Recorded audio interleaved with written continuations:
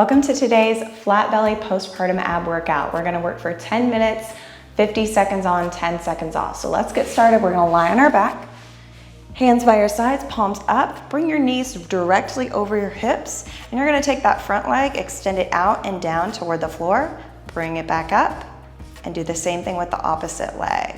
So as you're extending that leg, I want you to take care that your other knee is right over your hip, and then your lower back is pressing toward the floor. Your belly button is pulled in toward your spine, and then your palms are turned up so you're not gripping through your hands. We want to keep everything engaged in the core so all that pressure stays right here. If it's too intense, just don't take your leg as far. You can go about 45 degrees, or again, you can go all the way down, tap the heel on the floor if you'd like. Just keep moving. It's not about how fast you move, how many reps you do. It's about the core control, using your abs to work. Let's rest. Okay, next time we're gonna do both legs extending out. We're gonna take them a little bit higher. So knees over hips, make sure that belly button's pulled in toward your spine, your abs are tight.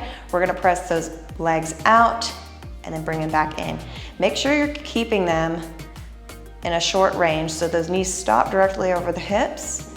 And what that's gonna do is keep the pressure in your abs. If you brought the knees all the way into your chest like this, you relax, right? We wanna keep that pressure on. And I'm going to about 45 degrees here if you'd like. You can go a little bit lower, but again, I want those palms up so you're not gripping toward the floor. I want that belly pulled in the whole time, lower back toward the floor. If that's still too challenging, you can do one leg at a time like we did with that first exercise, and just take them a little bit higher. If you've done my postpartum ab program, this is a great follow-up workout to that. It's a little bit more advanced, but still gonna be gentle and postpartum friendly. All right, relax. We're gonna move to a single leg, straight leg drop. So we're gonna start with the legs straight up, toes pointed. And we're gonna drop one leg at a time toward the floor. Here we go. Now you don't have to touch the floor here. Your goal is to go as low as you can while still maintaining that abdominal brace. Lower back toward the floor, belly pulled in. Those two things engage your deep abdominal muscles, your transverse abdominis, and that's what we want to focus on postpartum because that's what strengthens from the inside out. That's what helps with that mommy pooch that we have a lot of times. So it helps with the ab separation, diastasis recti. It all starts from that inner core. Going nice and slow again. Focusing on quality, not how many you can do.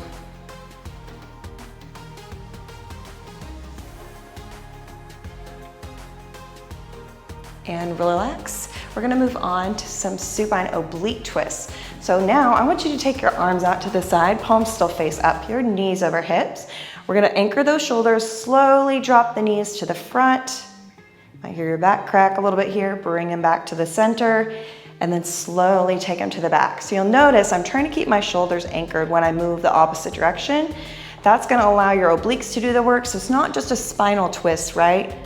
It's an oblique twist. So we're using those abs to control, lower those legs, and then bring them back up. If you start to feel that opposite shoulder lifting, press it down, and that's how far you wanna go.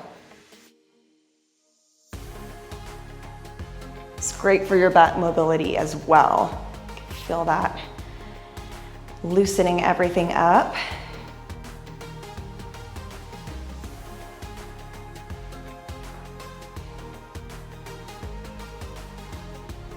Perfect, let's rest again. Okay, we're gonna move back to hands by your sides, palms up, legs straight up. We're gonna do some leg circles. So we're gonna take those legs down, around, and up. So it's down, around, and up. And once you get the hang of it, you can start to make it a little more fluid. I'm not going down very far, and I want to take care to make sure I've got that strong abdominal brace before I start to lower my legs. Do too much too soon, that lower back leaves the ground. You're not working the abdominals in that case. If it's too intense, do little circles with the knees bent. That makes it a little bit easier. This one's challenging. Moving both legs down away from your body at the same time really causes that TVA and those lower abdominals to work hard.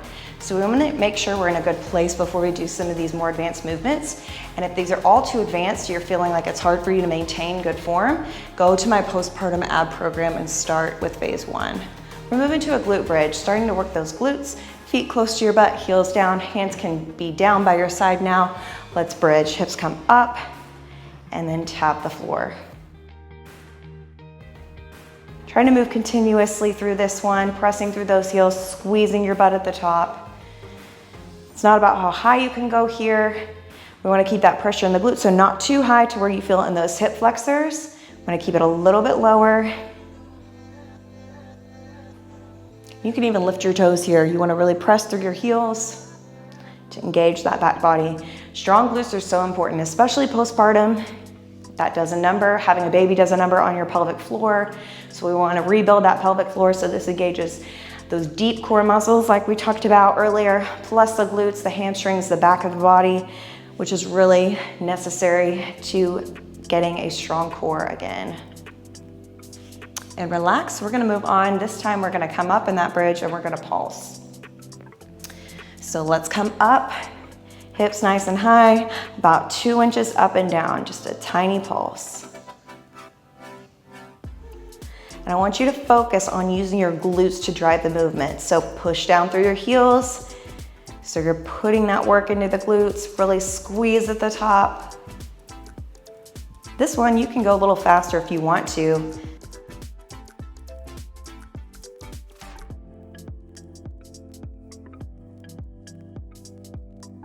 Whew, anything with pulses makes the time go by a lot slower. Just focus on keeping those hips nice and high. If you need to take a break, you can drop your hips for a second, come back up.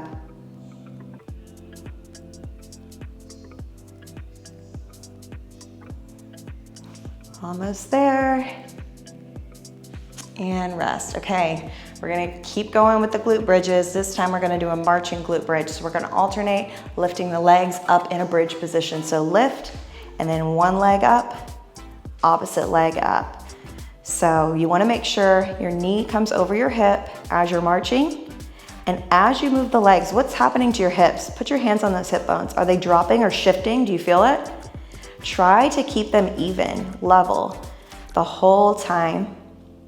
And that's gonna build core stability, glute stability. So important for strengthening and rebuilding our core. Even if you haven't had a baby, these are great exercises. You can still have a weak core, of course, even if you haven't had kids, but especially postpartum, we really wanna take our time and do things the right way to rehab our core so we regain that good core function. And relax. All right, we're moving on to our forearm for a side forearm plank hip lift. So elbow under shoulder, 90 degrees. Top hand on hip, bottom leg bent, top leg straight. We lift the hip up and tap. Just a light tap on the floor. Push through that forearm. Drive through the bottom side of that waist. So you're squeezing your abs in tight as you come to the top. We're here for a while, but if you want to make it harder, more challenging, you can scissor the legs like this. So that top leg comes forward. Just make sure that shoulder is staying away from your ear and you're not collapsing into the arm. You'll feel it in your arm a little bit, but you shouldn't feel a huge burn in your shoulder. If you are, take that modification and just place the knee back down. Save the hardest one for last.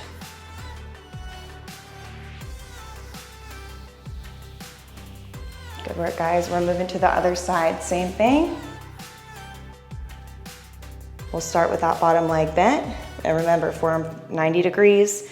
We lift and light tap. So when you come down, just make sure you're lightly tapping that hip so we're not collapsing. Again, we want to make sure that pressure stays in the core. We're actively working those glutes, those obliques, deep core muscles. It all really comes together here. It's moves like this that are really functional because we're not just working the abs in isolation, we're working full body.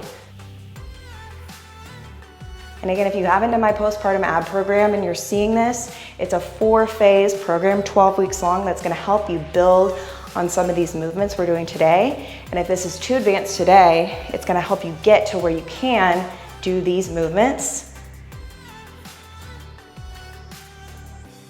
Almost there. Good work, you guys. We made it. Another quick but intense ab workout. Feel free to do this one as many times as you like. And as I mentioned before, check out my postpartum ab program and other core workouts if you've had a baby. Even if not, these are gonna help get you strong, lean, and sculpted abs. So hope you enjoyed it.